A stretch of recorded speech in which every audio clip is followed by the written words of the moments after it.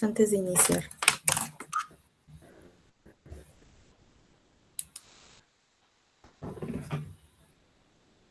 Okis, okis.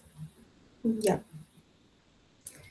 Ya, chicos. Voy a tratar de ser lo más breve posible porque ya es tarde también y entiendo que también quieren dormir. Así que voy a tocar los puntos más, creo yo, importantes de cara a este control que ya es el martes. Así que vamos a empezar con lo que es la etapa precontractual. Bueno, antes de hablar de etapa precontractual, yo les estaba mencionando en la asesoría pasada sobre las etapas de la contratación. Yo les hacía un esquema tripartito que era primero la etapa precontractual, luego la etapa de la celebración y por último de la ejecución. Vamos a hablar esto muy brevemente, ya lo sabemos. Díganle a sus compañeros, porfa, que ingresen con su correo institucional para que sea más fácil, por favor. Ya. Como les decía, ¿no? Tenemos 3 periodos de contratación comúnmente. Cuando hablábamos un poco sobre el análisis económico, les iba mencionando que en cada una de estas etapas se van a presentar ciertos inconvenientes, ciertos gastos, que vamos a llamar gastos de contratación, y que nos van a presentar diferentes dificultades a través de todos estos ítems. Respecto del primero, que es con el que tenemos que hacer particular énfasis el día de hoy, en la etapa precontractual, de manera general, se va a tratar de todo tipo de interacción, todo tipo de negociación que se presente previo a la celebración de un contrato. Esto es independientemente de que lleguemos a un fin en concreto, de que lleguemos a celebrar un contrato, como también puede darse el caso de que no. Es decir, al margen de ello, al margen de que se concrete un contrato, estaremos en una etapa precontractual siempre que haya interacción negocial. La etapa de la celebración, como su mismo nombre lo dice, se da desde el momento en que se perfecciona a través del consentimiento, es decir, este esquema que tenemos, oferta-aceptación, se forma el consentimiento, ergo hay contrato. Se forma el reglamento negocial. Y una vez que tenemos nuestro reglamento negocial, ahora sí podemos pasar con estas cláusulas a la etapa de la ejecución, donde ya las partes tienen que cumplir con las prestaciones a las que se han obligado. Sí, teniendo este esquema claro, nos vamos a situar únicamente en la etapa precontractual que acabo de describir. Ahora sí, en esta etapa precontractual, ¿qué sucede? Va a haber un tema particular y es que si ustedes parten, ¿no?, de la noción de contrato, sabemos que contrato, como íbamos diciendo, es negocio jurídico que versa sobre derechos patrimoniales. Ya, pero estas relaciones jurídicas patrimoniales son netamente, como íbamos haciendo esta interpretación conjunta con el artículo de el objeto del contrato, son obligacionales. Entonces, las situaciones jurídicas que se derivan son meramente obligacionales y las obligaciones generan vinculación a las partes. Estas están unidas justamente por las obligaciones, pero cuando no hay contrato, pregunto, ¿hay vinculación? Aún en ausencia de contrato, ¿ustedes creen que haya vinculación entre las partes? ¿Sí? ¿No? ¿Qué opinan? Sí, ¿Por qué sí?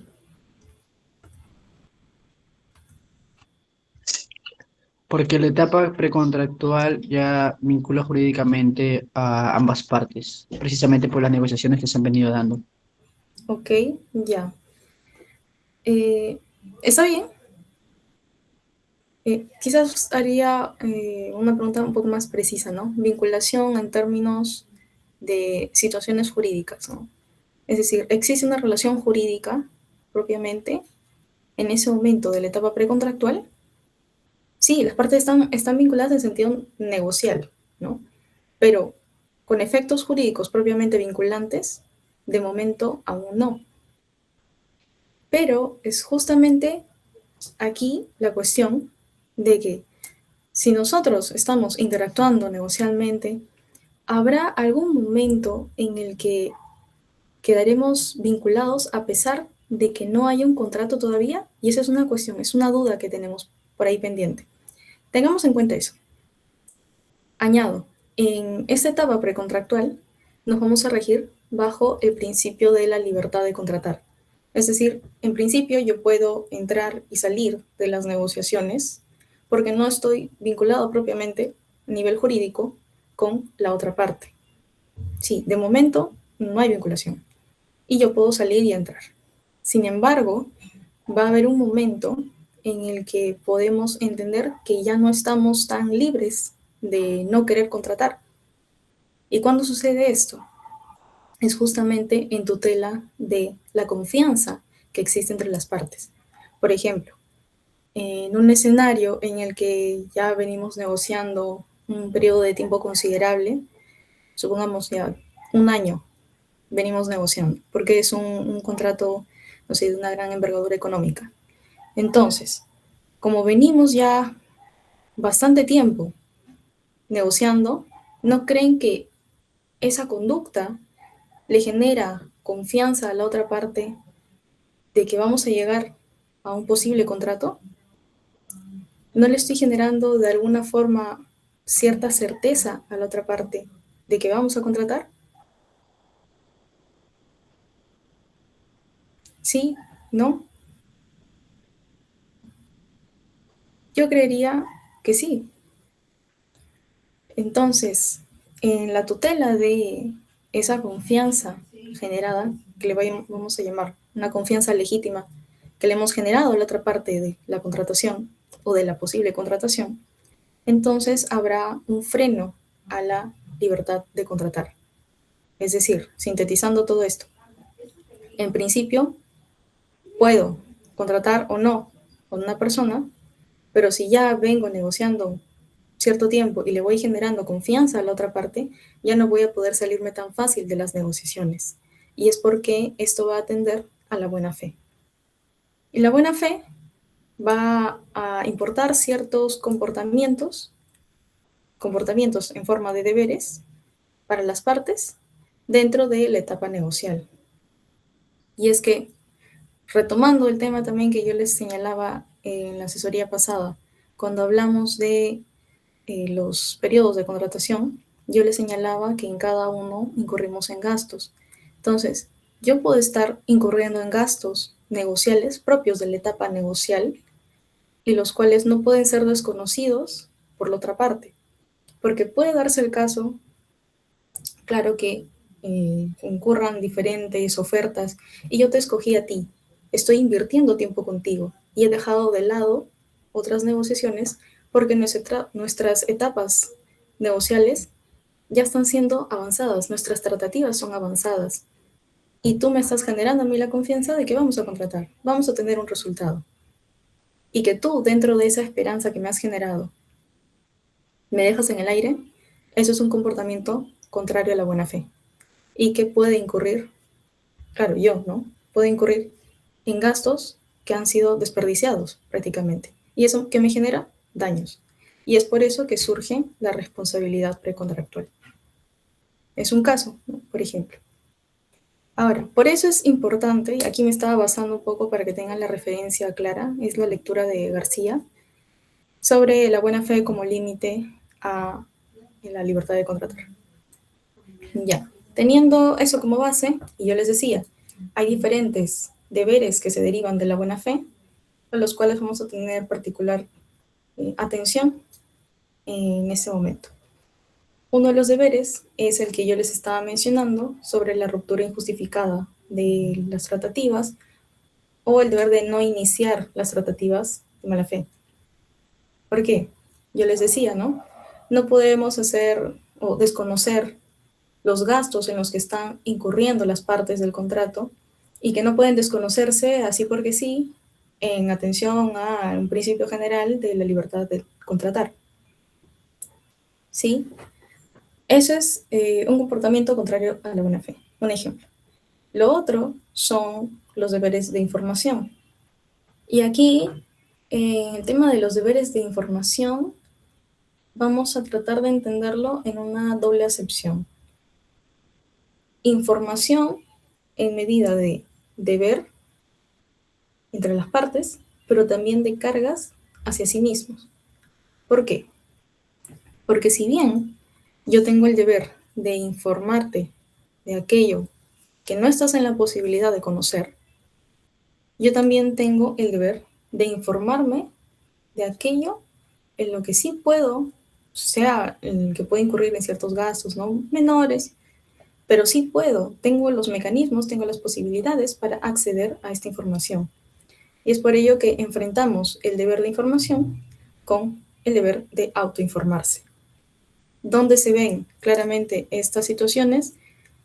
Los ejemplos más claros son en las relaciones de consumo, en los temas de protección al consumidor. Aquí vamos a usar un término relevante para diferenciar cuándo estamos ante un deber de informar y cuándo no, y es la asimetría informativa. Cuando hay asimetría informativa, ojo, asimetría informativa es cuando una de las partes está en una mejor posición, ya sea por condiciones de mercado, etcétera, de conocer cierta información. Ojo, no es que tenga más información que la otra, sino que tiene mejores posibilidades de acceder a esta información. Mientras que la otra, que está en desventaja, puede que no las tenga, no tiene acceso a esa información. Entonces, en esos escenarios de asimetría informativa, esta parte, en mejor posición, sí tiene la obligación, tiene, mejor hablando, propiamente hablando, ¿no? Tiene el deber de informarle a la otra parte. Diferente es el caso en el que estamos en escenarios paritarios, no asimétricos, paritarios, independientemente de que una parte tenga más conocimiento de la otra respecto a esta información, porque puede tenerlo, puede que no. Pero la cuestión es si puede acceder, si está en la posibilidad de acceder a esa información, porque si no, no se justificaría ese tema. Sí, esa sería la cuestión y ese es el filo, digamos, para diferenciar cuándo hay un deber de informar y cuándo no. Tener en cuenta eso de la simetría informativa. Por ejemplo, en el caso que les mandaron, ¿no? Hay una acusación que ha sido abordada en 2 lecturas que se les ha brindado.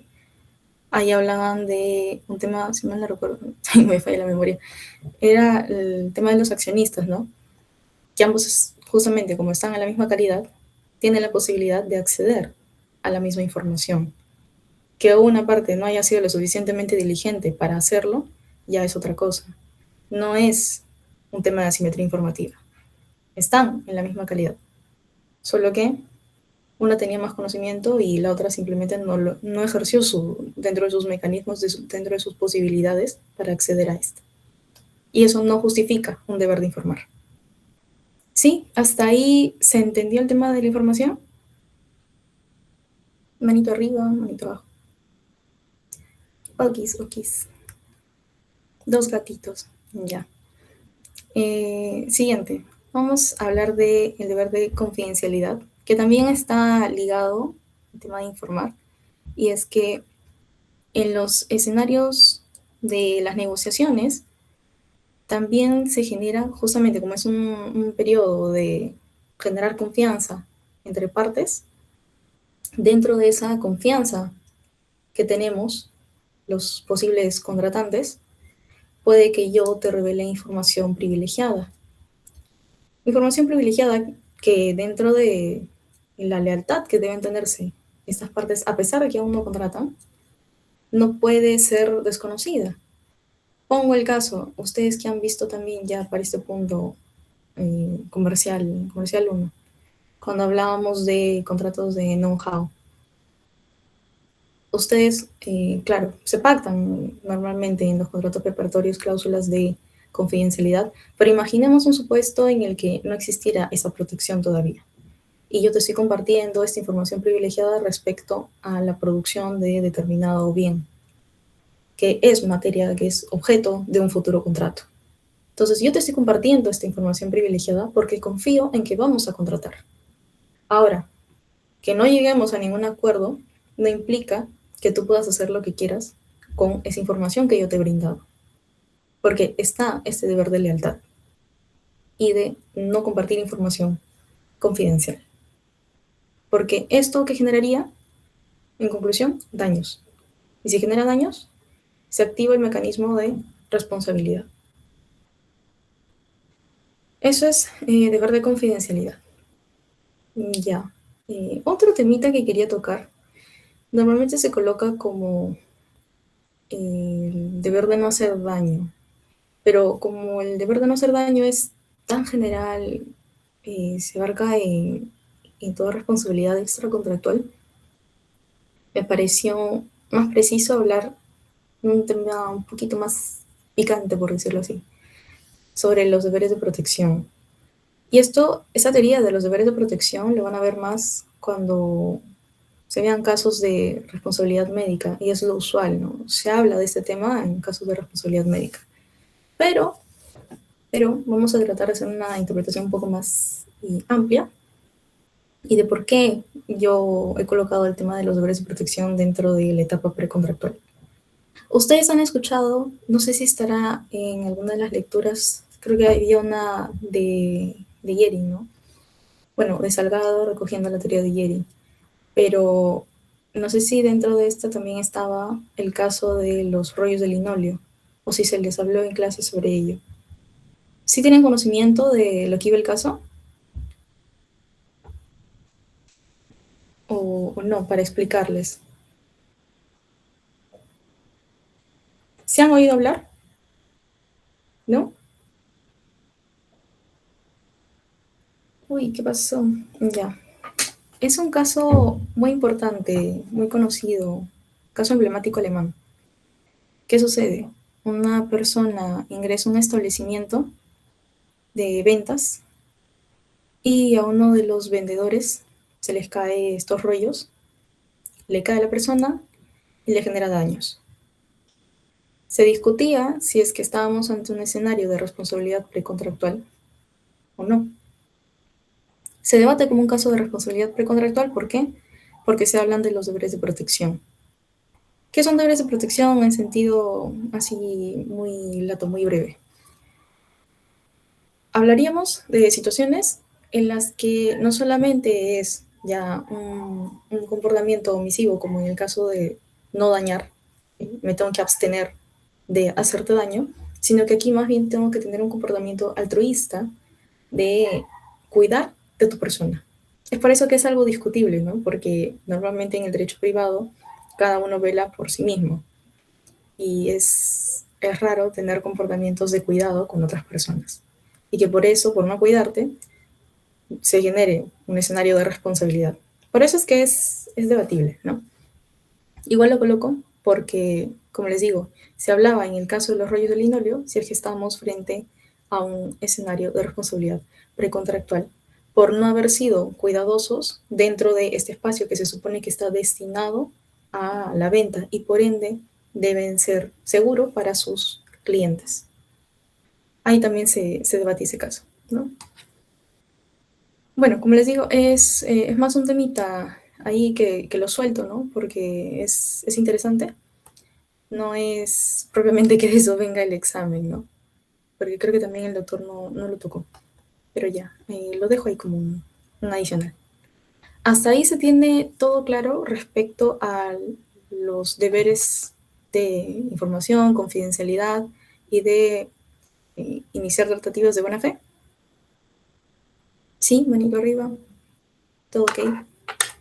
Ya. Tener muy presente esto, ¿no? Partamos de la premisa, no vinculatoriedad, excepto que nos enfrentemos a un escenario donde ya el comportamiento sea contrario a la buena fe.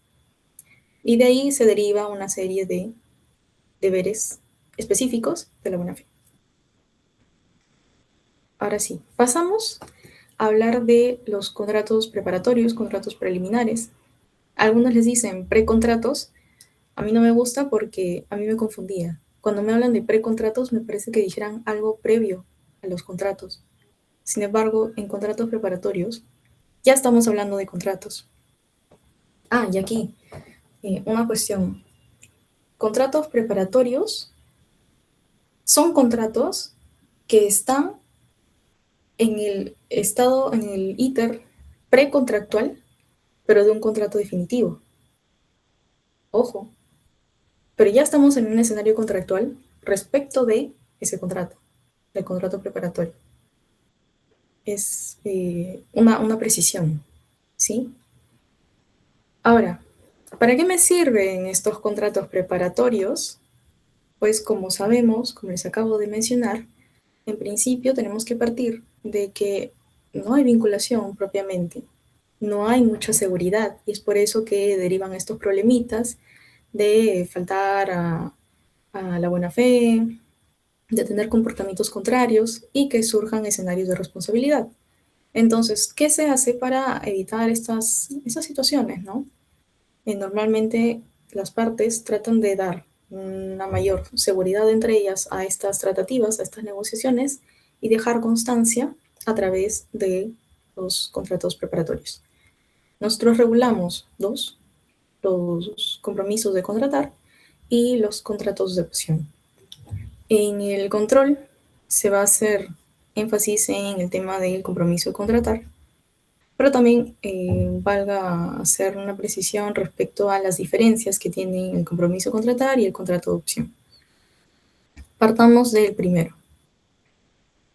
Por noción de compromiso de contratar, tenemos que mediante este las partes se obligan a celebrar un contrato definitivo. Un momentito. Creo que no lo pasé.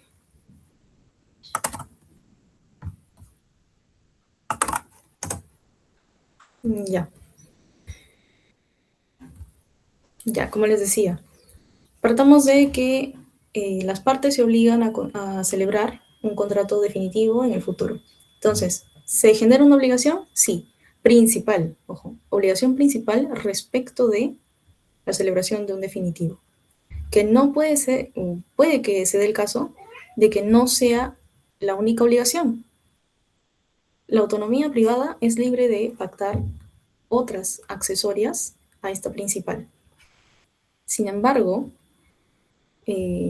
estas obligaciones accesorias quizás pueden llegar a confundirnos en ciertos casos cuando compartan las que naturalmente son del contrato definitivo.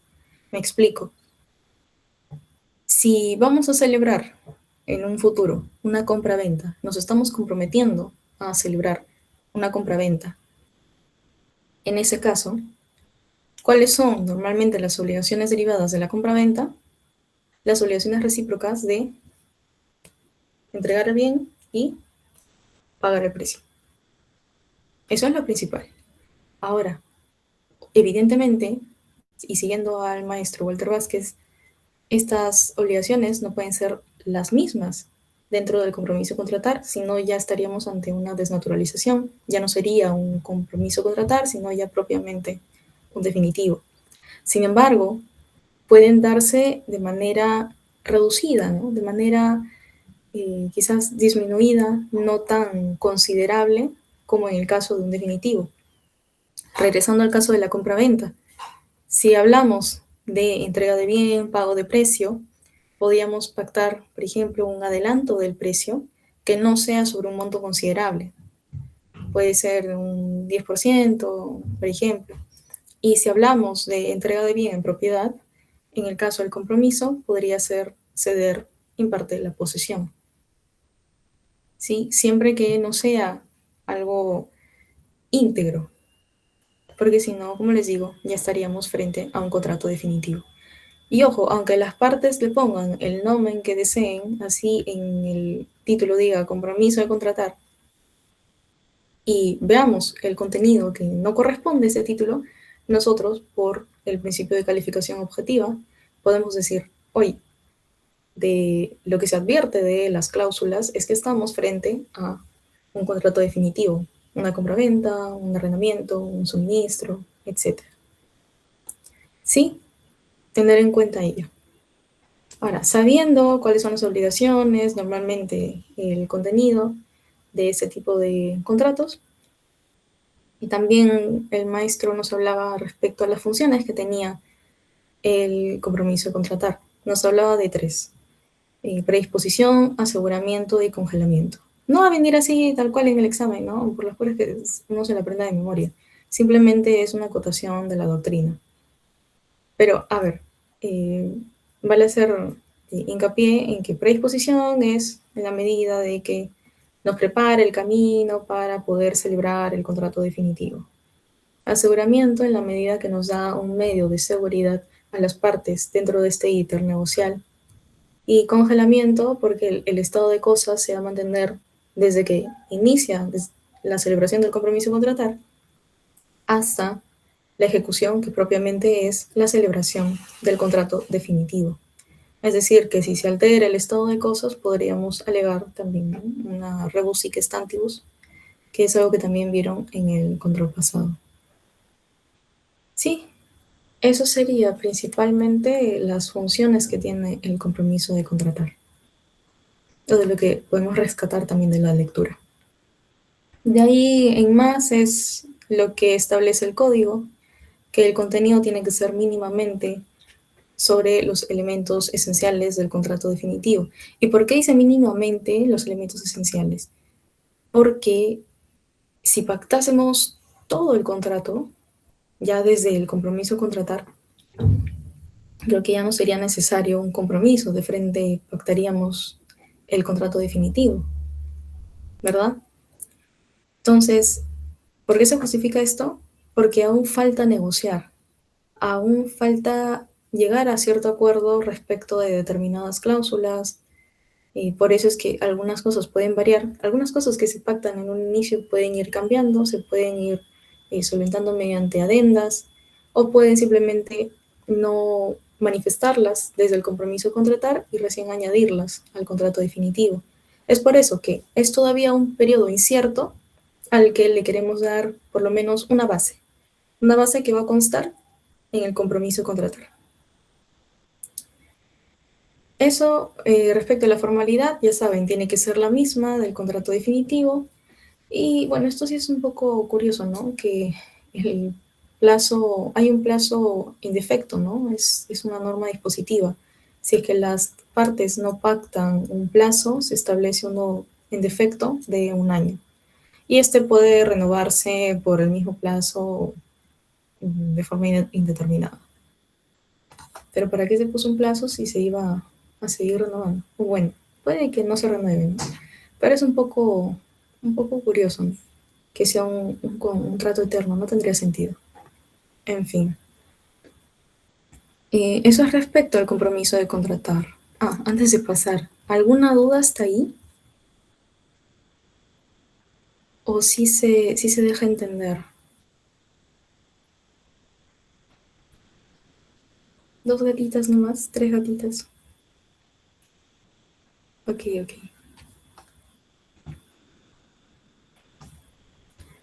Contrato de opción.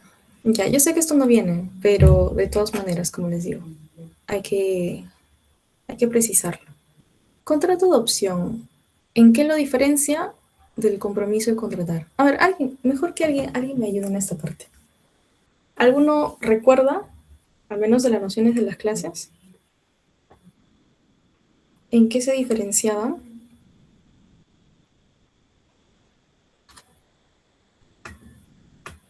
¿Nadie se acuerda?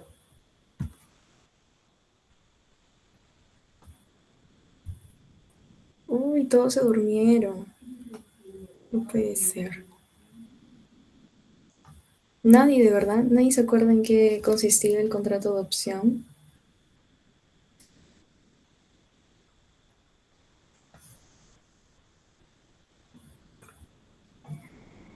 Uy, ya bueno. Contrato de opción consiste, a diferencia del compromiso a contratar, yo ya les venía comentando en la asesoría pasada que hay una discusión respecto a la naturaleza del contrato de opción, porque si nos damos cuenta, lo que se genera a partir de la noción es un derecho potestativo y un estado de sujeción correlativo a este. Entonces, la cuestión es si supuestamente, bajo una interpretación estricta de el artículo 1402 sobre el objeto del contrato, este versa únicamente sobre obligaciones, entonces, ¿realmente estamos ante un contrato?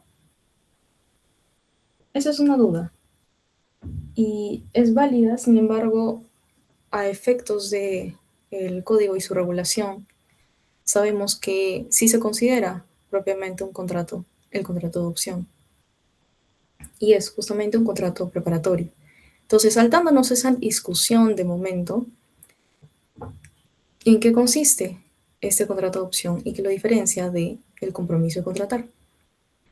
En el compromiso yo les venía diciendo que hablamos de un periodo ciertamente incierto en el que van a seguir habiendo negociaciones hasta la celebración del contrato definitivo. Sin embargo, en el contrato de opción ya está todo pactado, ya está todo el reglamento establecido o preestablecido a cómo se va a celebrar. La diferencia es que aquí no se sabe si se va a celebrar o no. En cambio, en el compromiso sí. Si se dan cuenta, es inverso, ¿no? En el compromiso no está todo pactado, totalmente pactado, pero sí se va a llegar a un acuerdo.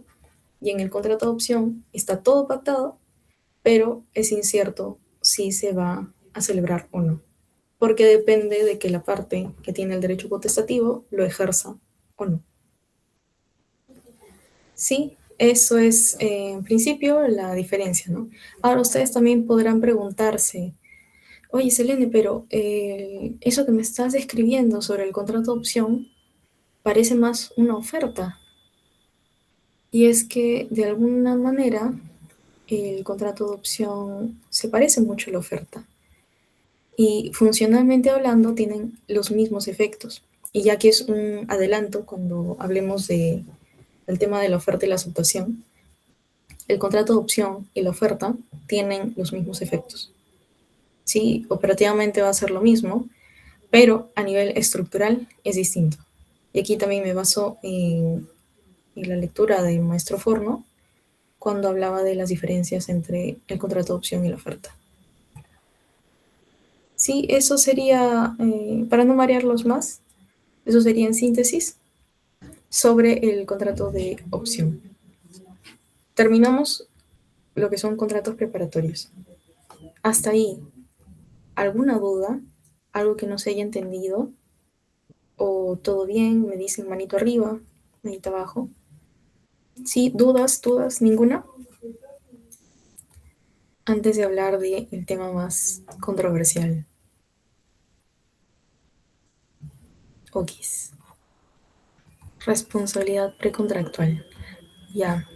Yo les venía diciendo que hay ciertos deberes específicos que derivan de la buena fe, especialmente en la etapa negocial. Nosotros sabemos que por el 1362 la buena fe se extiende a todos los periodos de contratación, a la etapa negocial, la etapa de celebración y al periodo de la ejecución.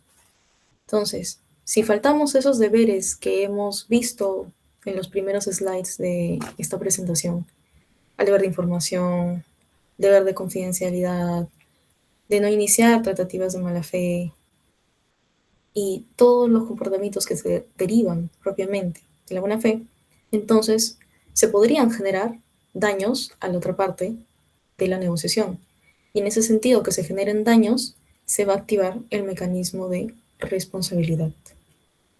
Nuestro sistema es dual y es de alguna forma dicotómico respecto al sistema de responsabilidad. Tenemos una vía mal llamada contractual y la otra que es residual, la responsabilidad extracontractual o aquiliana. Cuando hablamos de responsabilidad contractual, estamos haciendo alusión a situaciones donde, de manera general, se han incumplido obligaciones. Se incumplen estas obligaciones y producto de ello se genera un daño. En cambio, en el otro extremo tenemos un incumplimiento a un deber genérico de no hacer daño. Es decir, yo de manera general incumplí el deber de no dañarte, se activa el mecanismo de responsabilidad aquiliana. Sí, los sustentos de ambos son diferentes, ambos tienen sus propios esquemas y particularidades también. Ahora la cuestión es, ¿qué pasa con la responsabilidad precontractual?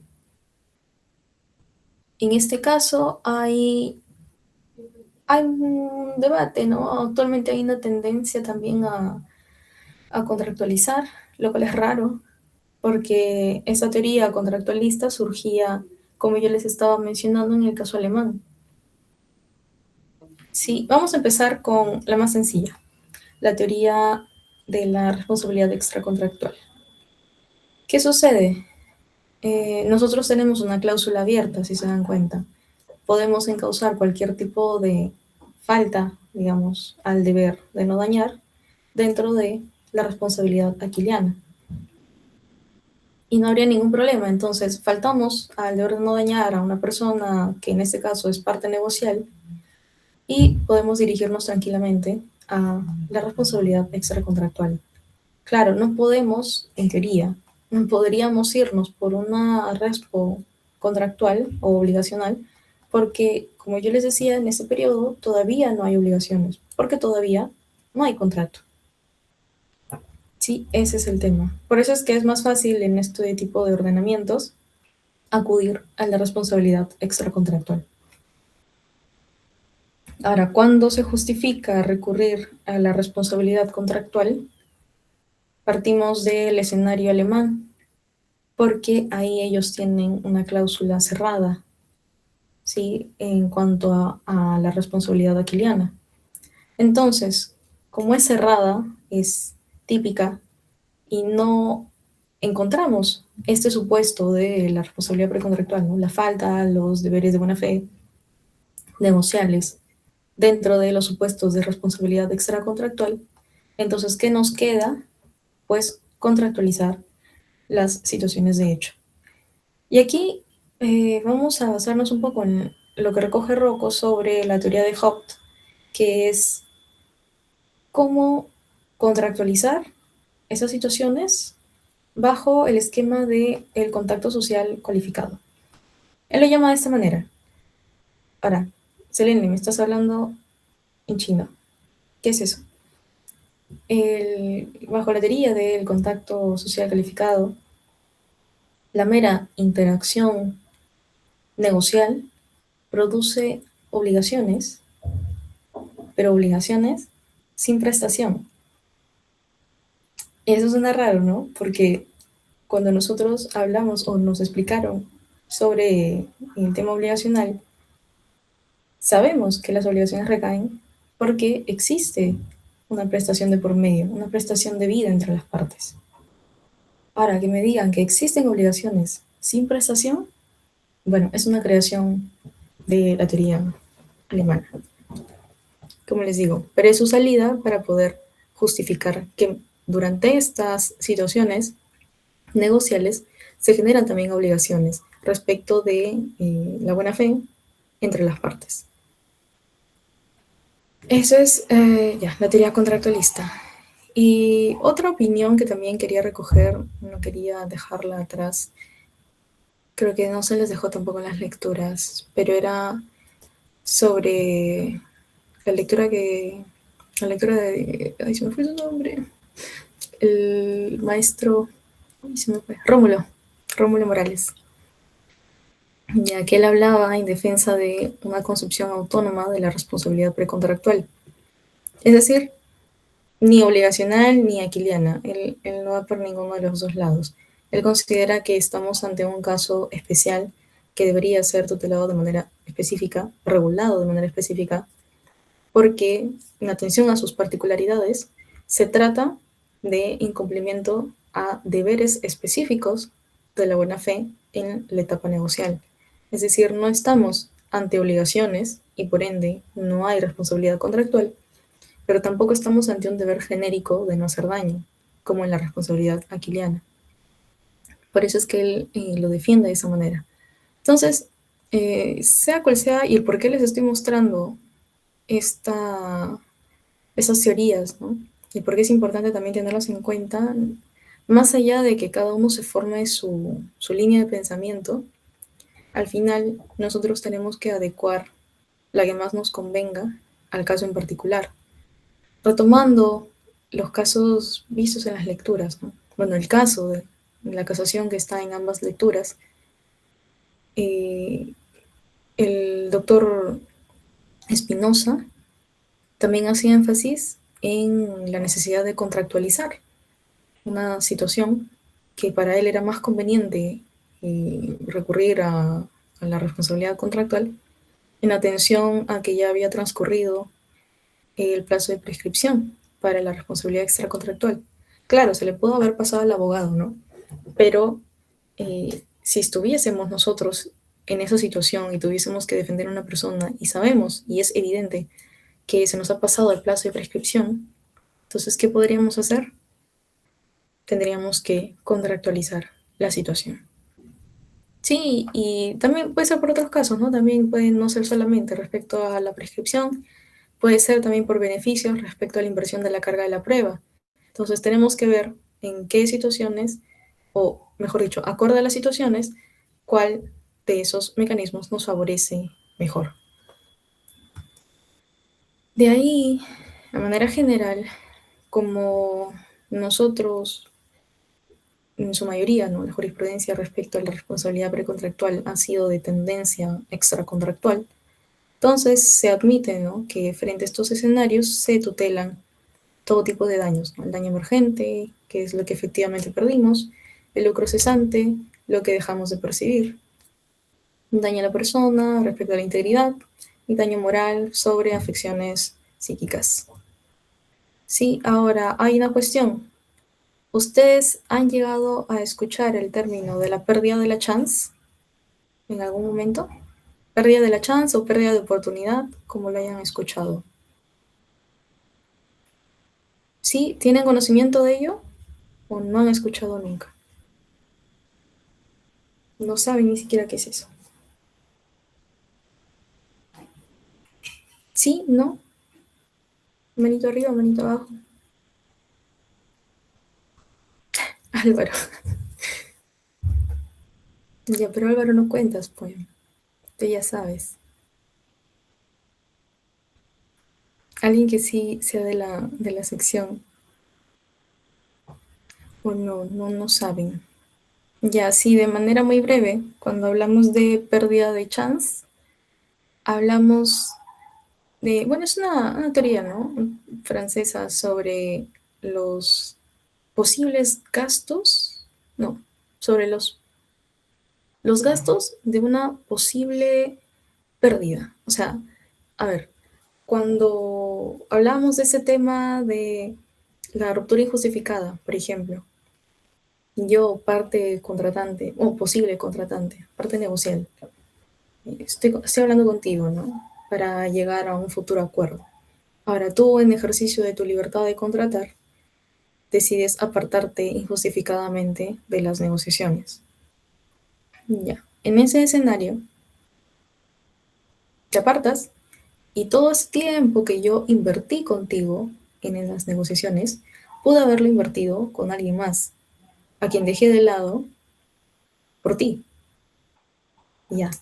En ese caso, habría una pérdida de chance. Sí, pérdida de oportunidad de tener un mejor resultado con alguien más. ¿Ok? Ya. En ese caso, justamente es una pérdida de chance de responsabilidad precontractual. Ya, esos escenarios se admiten a nivel de doctrina, bueno, sí se dice que son posibles de concebir dentro de la responsabilidad precontractual. Sí, a pesar de que normalmente se tutela un interés negativo, ¿no? Y es un poco discutible, ¿no?, porque más parecería ser una expectativa a futuro. Pero ya, entonces, en síntesis, todo tipo de daños. Quería retomar el tema de la casación que es objeto de las dos lecturas, la del doctor Tamani y la del doctor Espinosa, porque sí me parece importante precisar ambos puntos que son como síntesis de toda esta asesoría. En principio, el doctor Tamani aborda el tema de la casación en torno a los deberes de información. ¿Qué es lo que él nos aporta mediante esta lectura? Que hay también, aparte del deber de informar, existen situaciones donde hay carga de autoinformarse, que van a actuar como límites a el deber de información, lo que les venía mencionando también al inicio. Eso es lo más importante. Ahora, respecto de la lectura del doctor Espinosa y Filippo Biglione, hablaba más o direccionaba más el caso a la discusión de si era una responsabilidad extracontractual o contractual, en atención a que estábamos frente a un caso de dolo omisivo incidental. Recordando, rebobinando nuestras clases de negocio jurídico, dolo omisivo. ¿Qué era dolo omisivo? Cuando omitíamos información, valga la redundancia, ¿no? Que en el caso de que sea determinante, era importante, era crucial para poder llegar a celebrar el contrato. Es decir, si se hubiera conocido esta información, ni siquiera se hubiera celebrado. Y es por ello que es causal de anulabilidad. No obstante, cuando hablamos de dolo omisivo incidental, el tema es que ya no es tan determinante, ya no es tan crucial como para implicar que las partes lleguen al acuerdo. Es decir, independientemente de esta omisión o no de la información, de igual manera se iba a celebrar, solo que podía ser en otros términos. Ciertamente pueden influir esos términos respecto del objeto del contrato, como lo es la variación en el precio, pero es verdad que se seguiría celebrando el contrato. Entonces, recordando todo esto, si estamos frente a un dolo omisivo incidental, es decir, todavía hay contrato, aunque pudo hacerse bajo otros términos, entonces, como todavía hay contrato, podríamos contractualizar esa situación.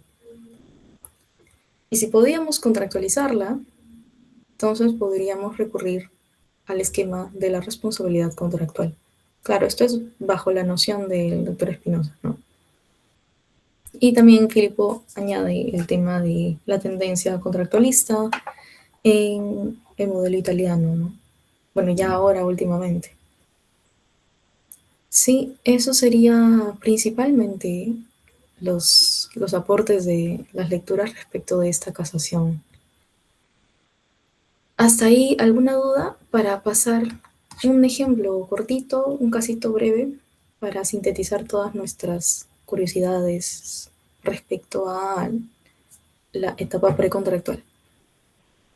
Sí, dudas hasta ahí, ninguna. Manito arriba, manito abajo me dicen.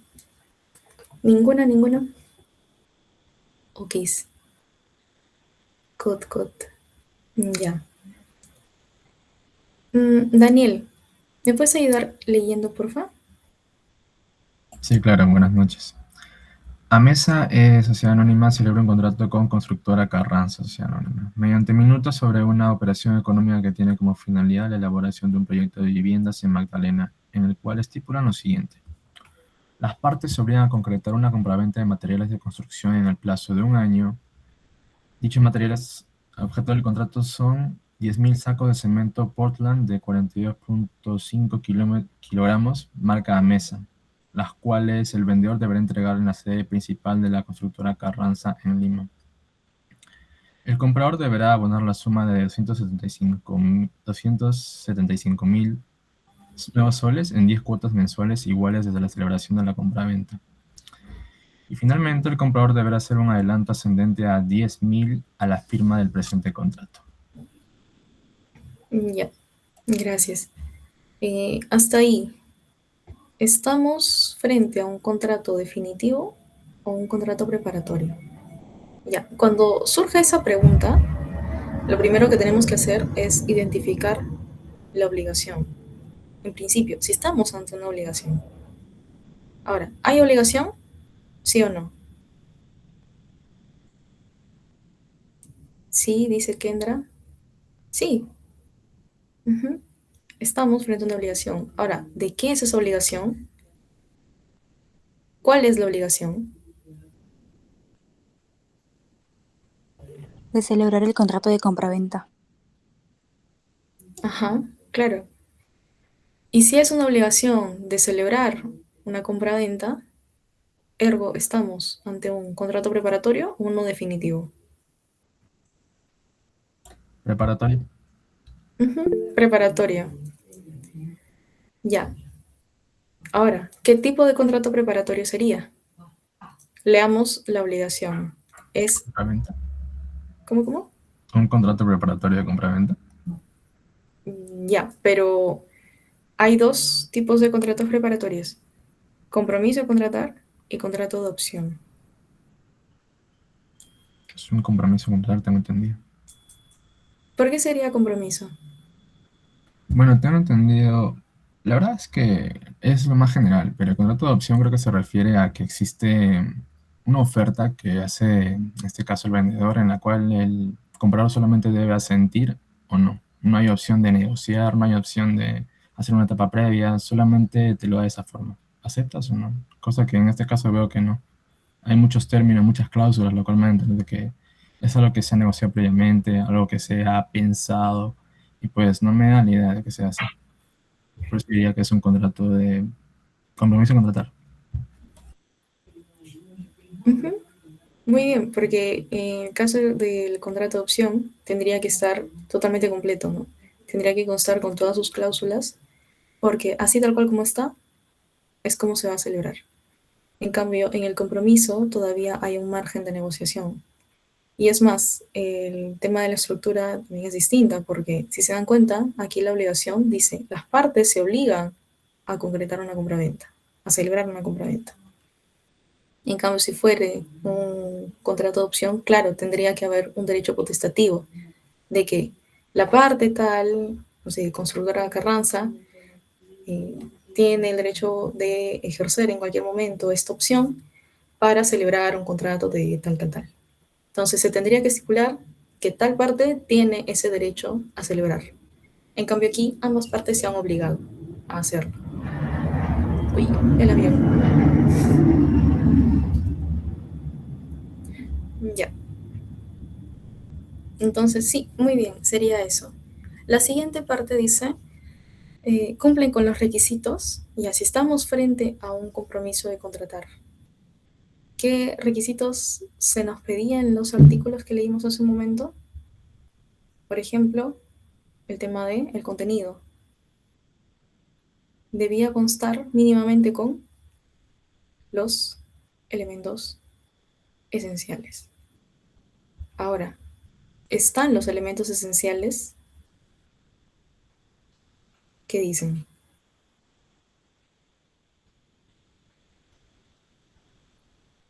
Primeramente, ¿cuál es el contrato definitivo que se espera celebrar?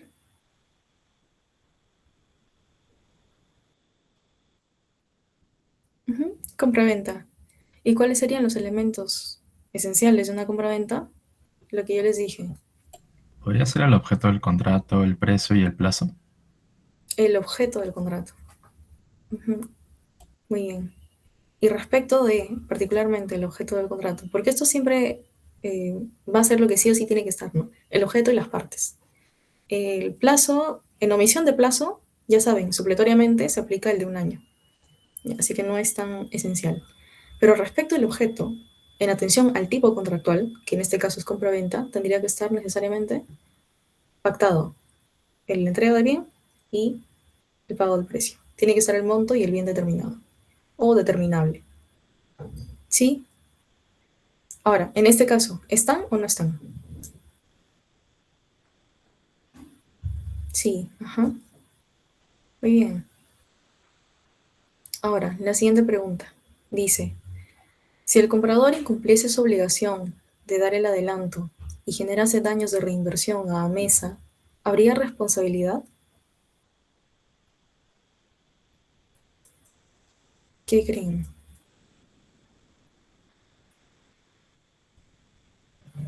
¿Hay responsabilidad o no?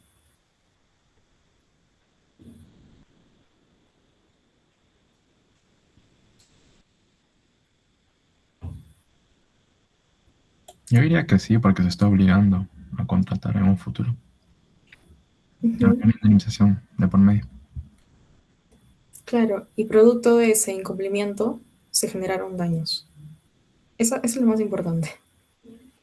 Entonces, si hay daños producto de un incumplimiento, ¿de qué tipo de responsabilidad estaríamos hablando?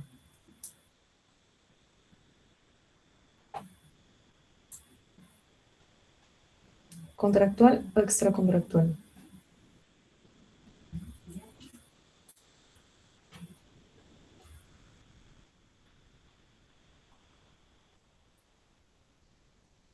¿Sería contractual?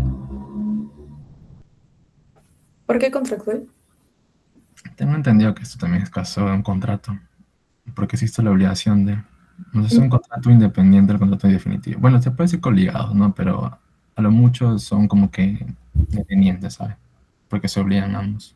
Tienen esa característica particular. Sí, muy bien, muy bien. Claro, a pesar de que estemos dentro de un periodo precontractual, ya tenemos un contrato de por medio. Por eso yo les hacía énfasis en esa parte, ¿no? Que cuando estamos frente a un compromiso de contratar o un contrato de opción, ya estaríamos dentro de un escenario contractual, a pesar de que estemos en el íter precontractual de uno definitivo. Entonces, en atención al incumplimiento de alguna obligación derivada de esos contratos, entonces sí podríamos justificar una responsabilidad contractual. Diferente fuese el caso que estuviésemos ante escenarios de incumplimiento de deberes de información o deberes de confidencialidad y no haya contrato de por medio. Ahí sí podríamos activar el mecanismo de la responsabilidad extracontractual, dependiendo, ¿no?, de la tendencia que tengamos cada uno. Aunque lo cierto es que tenemos que buscar lo que más nos convenga para defender, ¿no?, a nuestro cliente. Y bueno, eso sería en síntesis todo respecto a lo que va a venir en el control. Les voy a aportar con un casito más, ¿ya? Vamos a ver. ¿Ustedes han hablado sobre el caso del mercadero de Rodas? ¿Sí se les habló en clase? ¿Sí? Ah, Daniel, ¿me lo puedes comentar así brevemente?